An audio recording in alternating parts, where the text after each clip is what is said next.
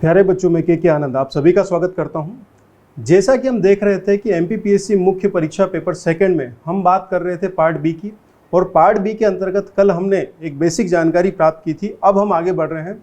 Topic है हमारा राष्ट्रीय आय की गणना या भारत में राष्ट्रीय आय की गणना। आज हम यह जो कोशिश कर रहे हैं इसके अंतर्गत हम राष्ट्रीय आय की गणना से संबंधित कुछ महत्वपूर्ण प्रश्नों को लेने वाले हैं, जिसके अंतर्गत हम कुछ बातों को देखेंगे।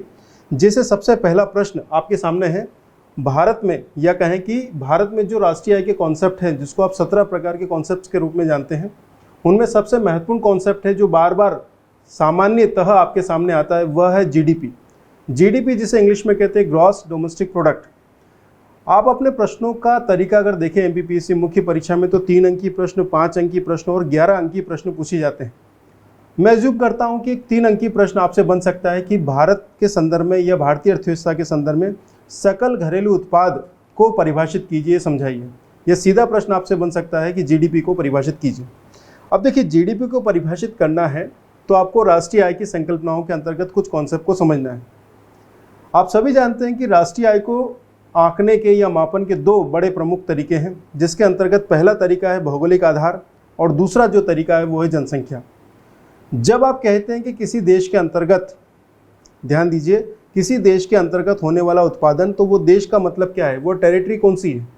वो टेरिटरी है उस देश की आर्थिक भौगोलिक सीमा, इकोनॉमिकल ज्योग्राफिकल बाउंड्रीज। एक होती है राजनीतिक भौगोलिक सीमा, एक होती है आर्थिक भौगोलिक सीमा। इन दोनों के अंतर को आप समझ लीजिए शॉर्ट में। सबसे पहले समझिए कि जीडीपी को हम परिभाषित करेंगे आर्थिक भौगोलिक सीमा के संदर्भ में, अर्थात हम भूगोल को आधार बनाएंगे। किसी देश में होने वाला कुल उत्पादन, या कहें कि किसी देश के उस भौगोलिक क्षेत्रफल में पूरे वर्ष में होने वाली आय। अब इसको आप इस तरह से समझिए, जब मैं कहता हूं कि किसी देश की जीडीपी क्या है, तो इसका मतलब होता है कि उस देश की आर्थिक भौगोलिक सीमा में एक वित्तीय वर्ष में उस देश के नागरिकों द्वारा या फिर विदेशियों द्वारा उत्पादित किया गया, उत्पादित क्या करेगा वो, वस्तुओं को और सेवाओं को। इन दोनों वस्तु और सेवाओं के कुल उत्पादन का जो मौद्रिक मूल्य का योग है वो हमारी जीडीपी कही जाएगी। देखिए, सबसे पहले परिभाषा को ध्यान दीजिए। अगर आप गौर करेंगे, मैंने लिखा है परिभाषा के रूप में, किसी देश की आर्थिक घरेलू सीमा के अंतर्गत, किसी देश की आर्थिक घरेलू सीमा। प्रश्न क्या है, भारत की जीडीपी या जीडीपी को परिभाषित कीजिए। अब हम इसको परिभाषित कर रहे हैं किसी देश की आर्थिक घरेलू सीमा के अंतर्गत एक वित्तीय वर्ष में। तो सबसे पहला कॉन्सेप्ट है इकोनॉमिकल ज्योग्राफिकल बाउंड्रीज, आर्थिक घरेलू सीमा। दूसरा है एक वित्तीय वर्ष में। अब आय बतानी है हमें, तो कोई ना कोई समय पीरियड लेना पड़ेगा, तो ये क्या हो जाएगा, एक फाइनेंशियल ईयर। एक वित्तीय वर्ष में उस देश के निवासियों द्वारा या गैर निवासियों द्वारा। अब ध्यान दीजिए, निवासियों का मतलब अगर आप यहाँ पर नागरिकता ले रहे हैं तो ये नागरिकों तथा विदेशियों द्वारा, या देशी व्यक्तियों द्वारा या विदेशियों द्वारा, या आप सीधे कह सकते हैं कि उस आर्थिक भौगोलिक सीमा में कार्य करने वाले सभी लोगों द्वारा या नागरिकों तथा विदेशियों द्वारा उत्पादित किया गया कुल उत्पादन का मौद्रिक मूल्य। अब ध्यान दीजिए, ये उत्पादन किस प्रकार का है। सबसे पहली बात ध्यान दीजिएगा कि ये फाइनल प्रोडक्ट है। आप सभी जानते हैं कि उत्पादन की प्रक्रिया में बहुत सारे मीडिएटरी गुड्स एंड सर्विसेज आती हैं, जैसे कि मैं आपको पढ़ा पा रहा हूँ। इस पढ़ा पाने की प्रक्रिया में जो फाइनल प्रोडक्ट है, जो अंतिम उत्पाद है, वो सेवा के रूप में आएगा। और वो सेवा के रूप में उत्पाद क्या है, वह है एक वीडियो, जिसके माध्यम से मैं राष्ट्रीय आय की गणना वाला टॉपिक आपको पढ़ा रहा हूँ।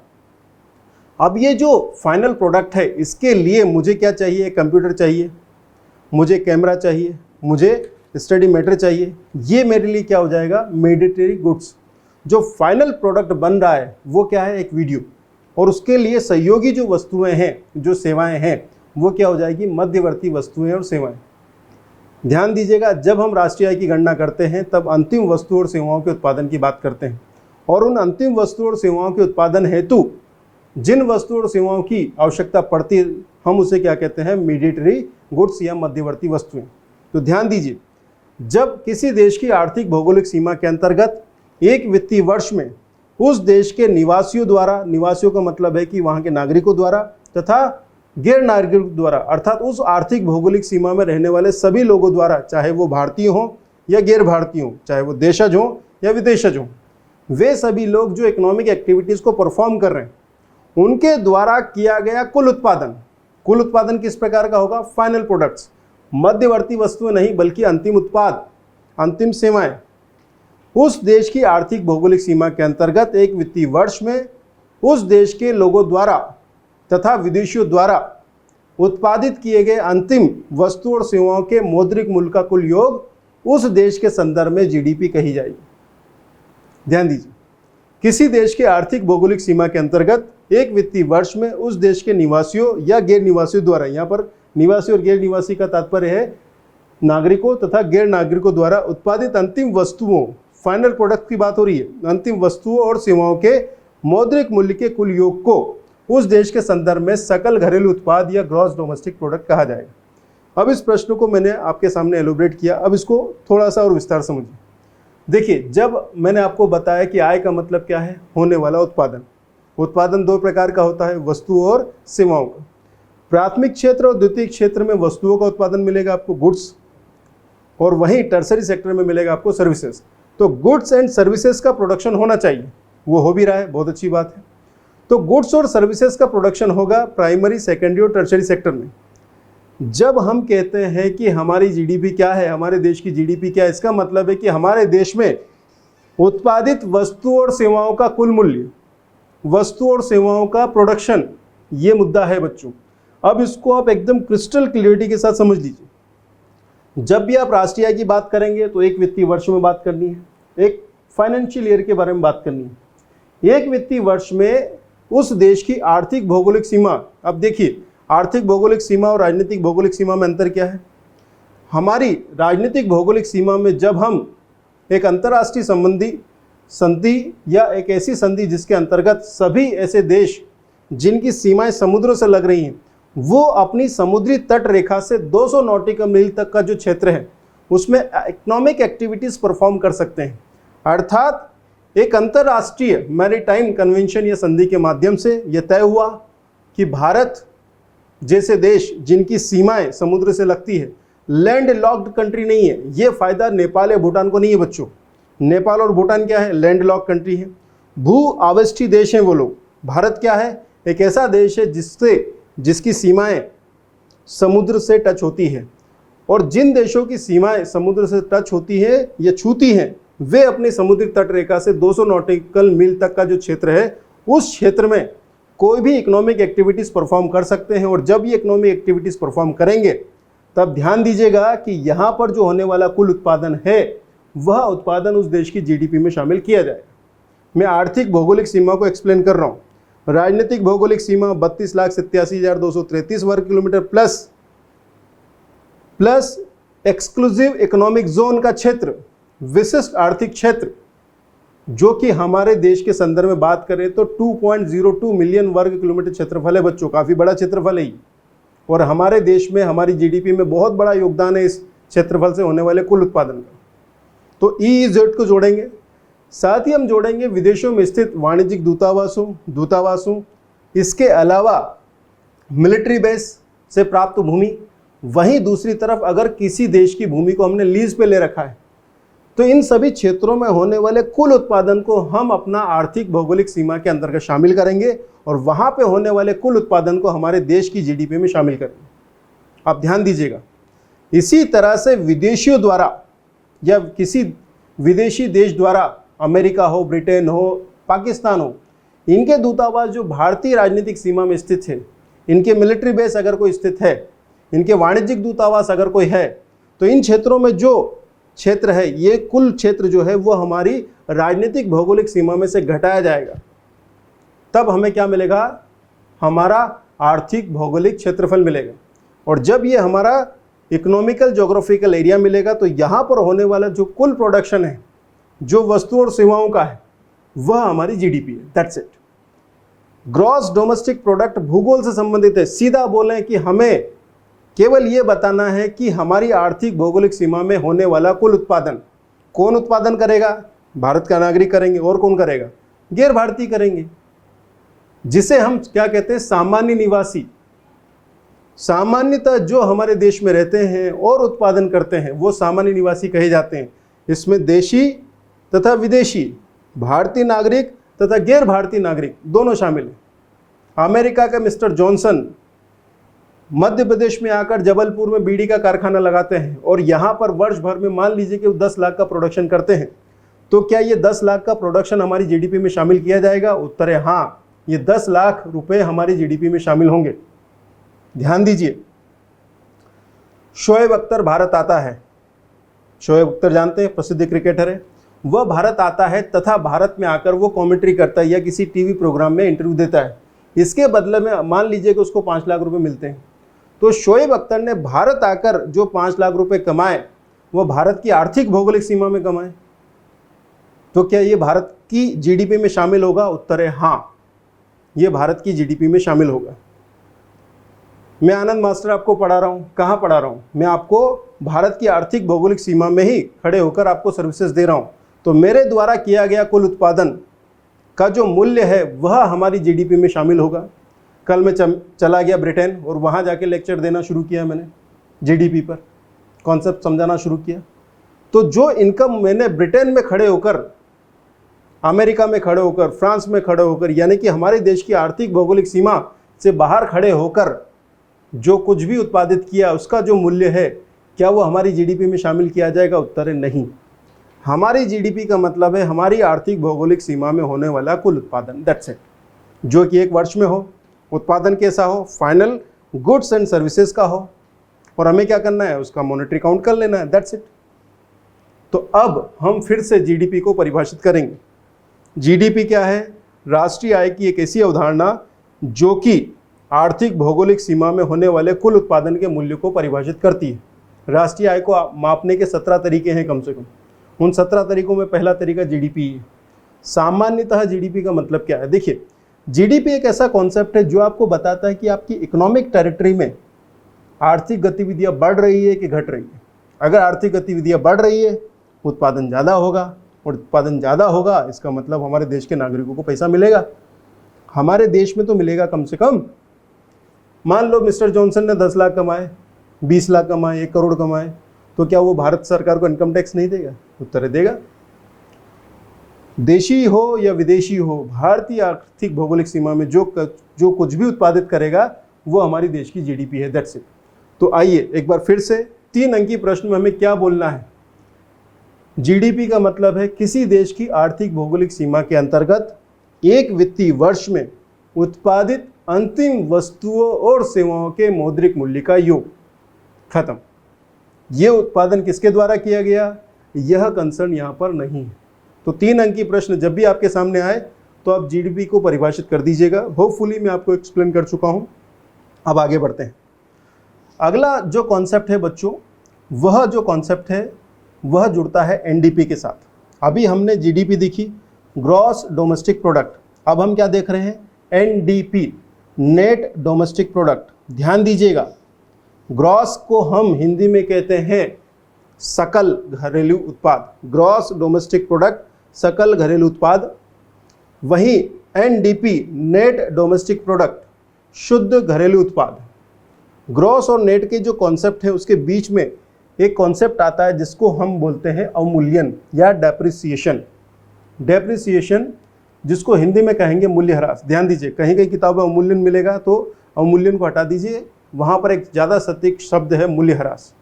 मूल्य में होने वाली कमी, मूल्यह्रास। पहले इसको समझ लीजिए। अगर आपसे मैं पूछूं, ये 3 अंकीय प्रश्न में पूछ लिया जाए कि मूल्यह्रास क्या है, डेप्रिसिएशन क्या है, तब इसको आप इस तरह से समझिए। सबसे पहले एक उदाहरण लेते हैं। मान लीजिए कि कोई कृषक है जिसका नाम है रामलाल। रामलाल वर्ष के अंत में आता है और अपनी पत्नी को कहता है कि ये लो भगवान, मैंने 10 लाख रुपए का कुल उत्पादन किया है, जो कि कृषिगत उत्पादन है, प्राइमरी सेक्टरी उत्पादन है। मैंने इतने क्विंटल गेहूँ, इतने क्विंटल सोयाबीन, इतने क्विंटल ये उत्पादित किया, मंडी में बेचा और ये मेरी आय होगी। रामलाल की पत्नी सीता देवी बड़ी समझदार है, वो इकोनॉमिक्स जानती है। वो कहेगी, हे मेरे रामलाल, तुम्हारी इनकम 10 लाख नहीं है बल्कि 7 लाख रुपए हैं। अब रामलाल कहेगा, क्या बात कर रही हो, ये गिनो 10 लाख रुपए। तो सीता देवी कहेगी, ये तो पैसे हैं 10 लाख, परंतु तुम उन पूंजीगत वस्तुओं के मूल्य में हुई गिरावट को भूल चुके हो जो कि इस उत्पादन को तैयार करने में इन्वॉल्व हुई थी। रामलाल चौकन्ना हो गया। क्या समझा रही सीता देवी?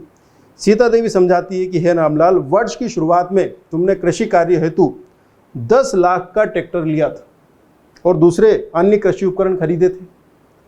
आज उस ट्रैक्टर का मूल्य 10 लाख की जगह 7 लाख रुपए हो चुका है।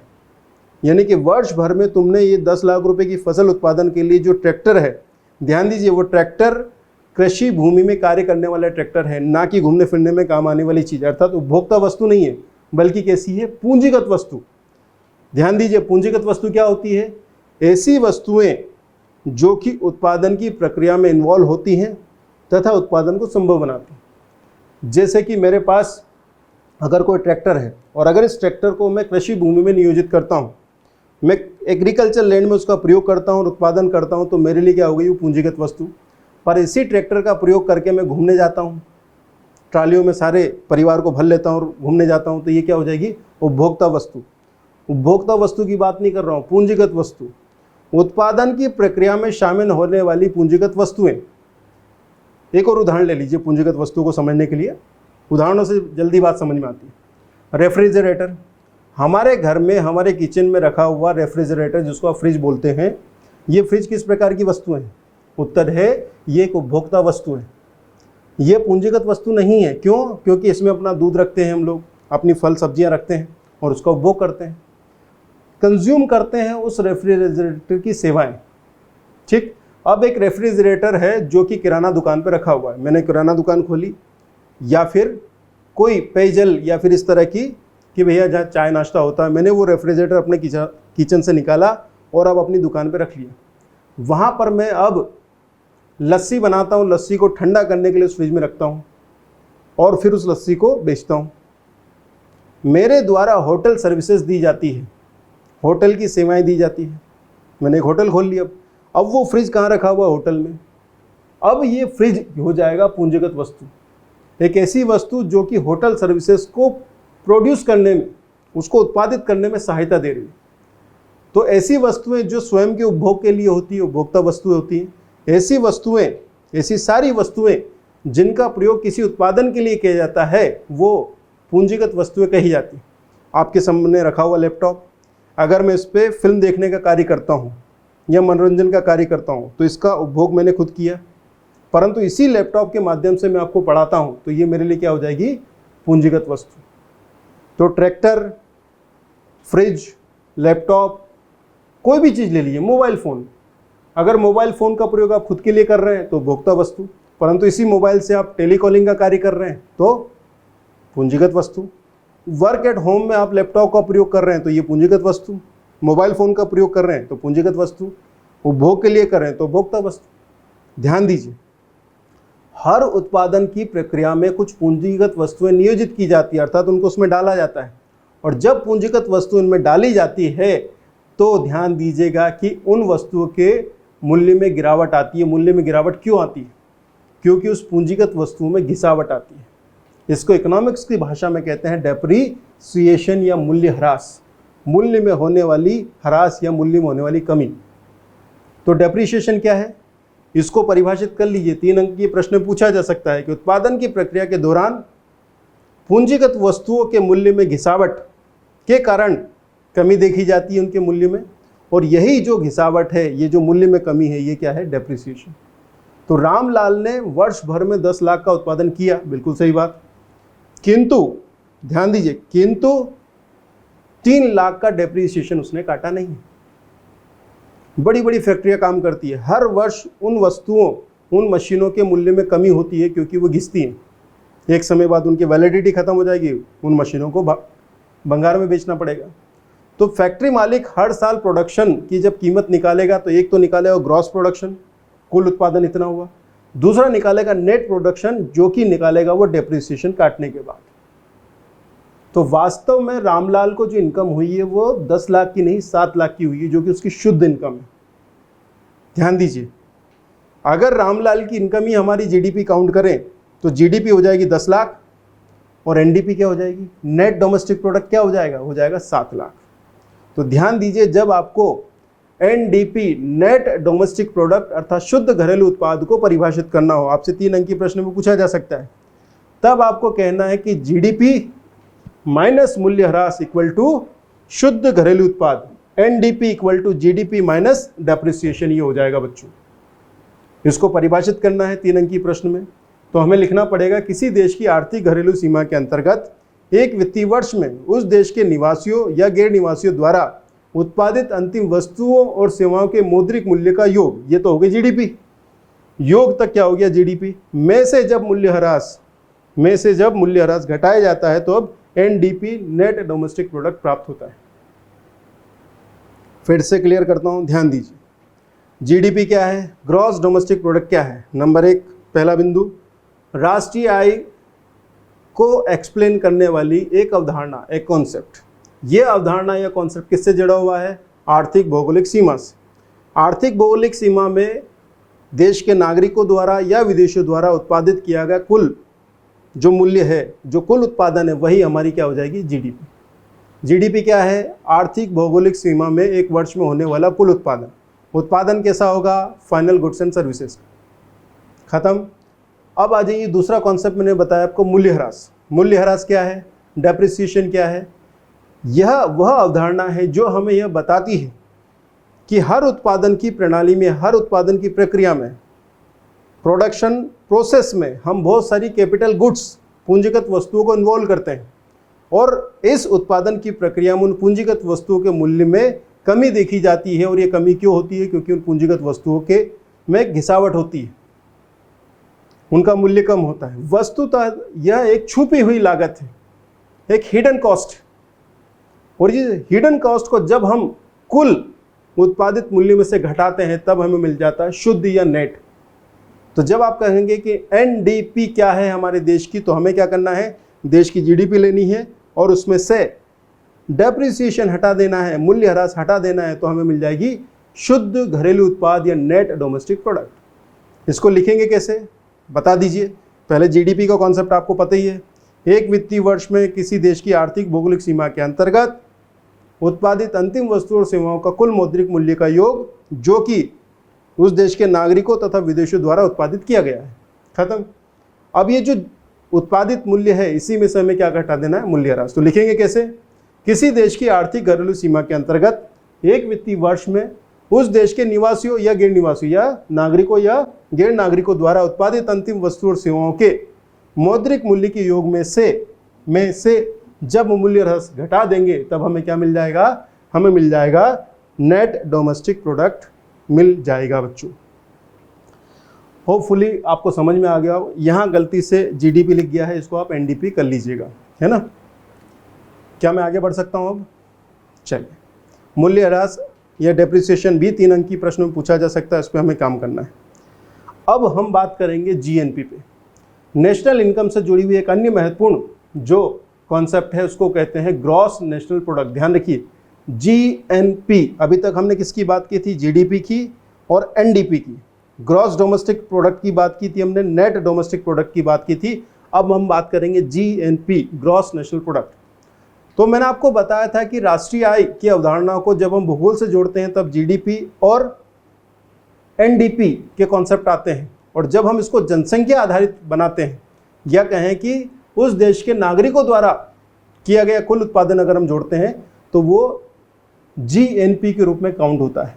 इसको समझ लीजिए। राष्ट्रीय आय की अवधारणा है, एक जुड़ी है भूगोल से, दूसरी जुड़ी है जनसंख्या से। और जब जनसंख्या पर जुड़ी अवधारणा देखते हैं तब हम कहते हैं कि राष्ट्रीय आय के अंतर्गत एक होते हैं सामान्य निवासी। ध्यान दीजिए, सामान्य निवासी क्या है, राष्ट्रीय आय की अवधारणा के अंतर्गत जब हम सामान्य निवासी का कॉन्सेप्ट लेते हैं तब ये होते हैं उस देश की आर्थिक भौगोलिक सीमा में निवास करने वाले सारे लोग, जो कि विदेशी भी हो सकते हैं और भारतीय नागरिक भी हो सकते हैं, उस देश के नागरिक भी हो सकते हैं।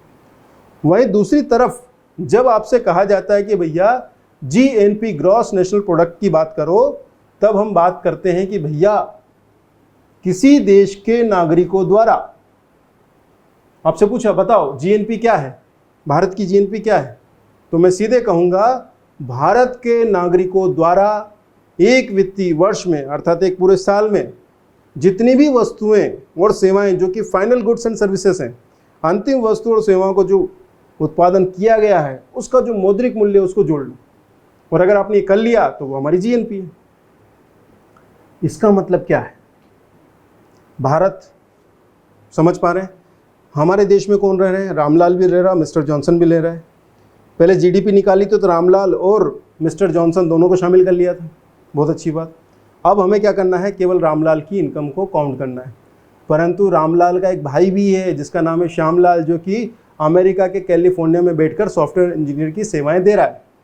उसकी इनकम कहाँ जाएगी? अमेरिका वाला बोलेगा भैया ये तो हमारी जीडीपी में शामिल करेंगे। क्यों?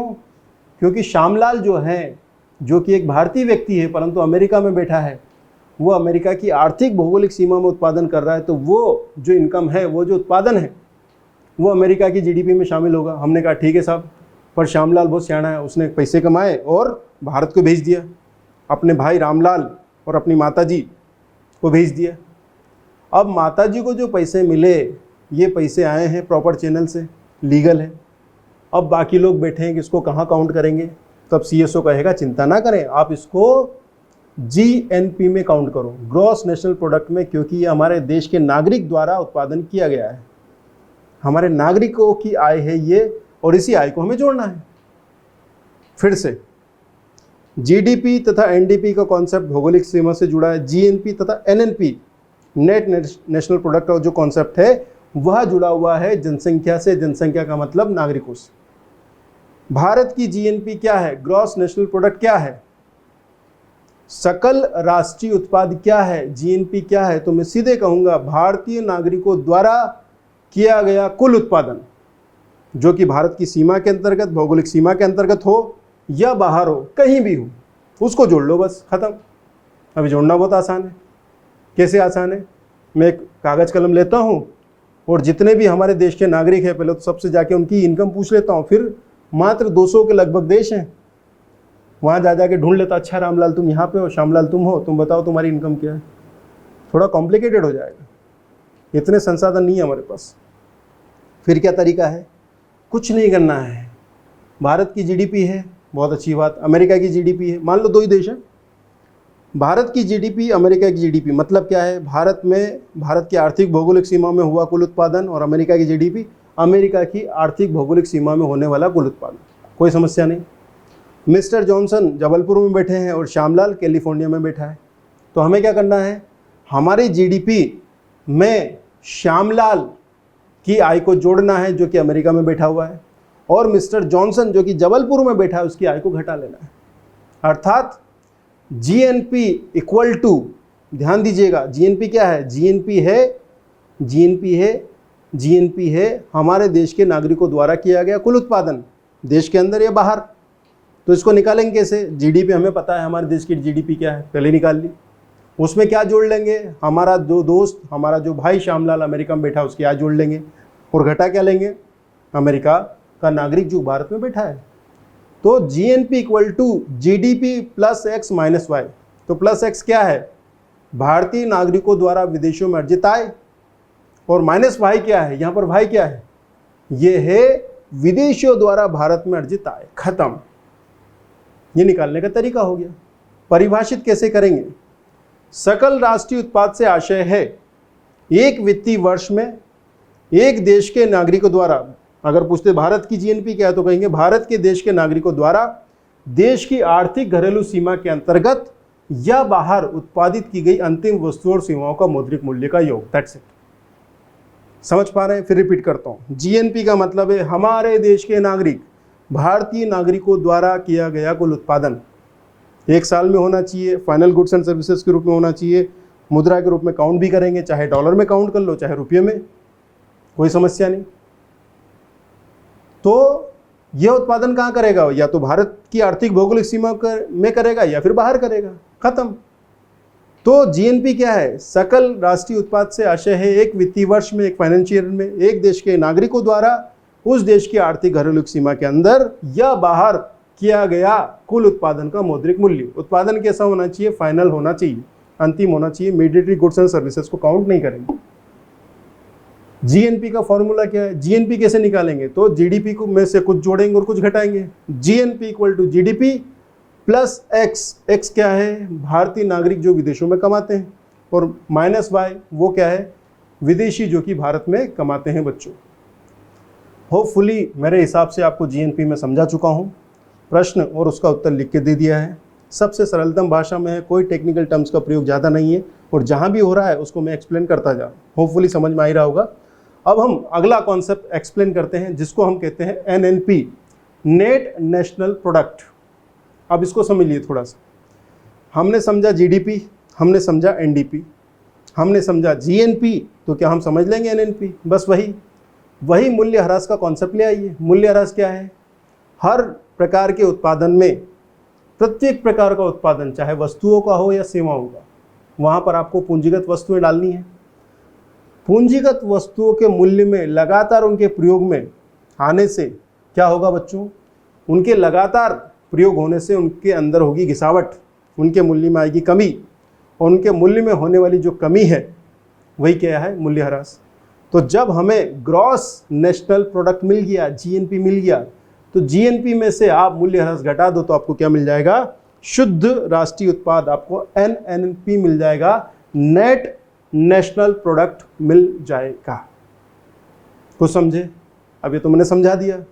लिखेंगे कैसे भाई? किसी देश के नागरिकों द्वारा एक वित्तीय वर्ष में देश की घरेलू सीमा के अंदर या बाहर उत्पादित की गई वस्तुओं और सेवाओं के कुल मौद्रिक मूल्य का योग, ये क्या है? GNP में से जब मूल्यह्रास को घटा देते हैं तो हमें मिल जाएगा NNP, net national product. Clear? फिर से एक बार समराइज करते हैं। राष्ट्रीय आय को आकलित करने में दो महत्वपूर्ण तरीके हैं। पहला है भूगोल और दूसरा है जनसंख्या। भूगोल का जब आधार बनाते हैं तो GDP तथा NDP का कॉन्सेप्ट आता है, और दूसरी तरफ जब हम जनसंख्या या नागरिकता को आधार बनाते हैं तब GNP तथा NNP का कॉन्सेप्ट आता है।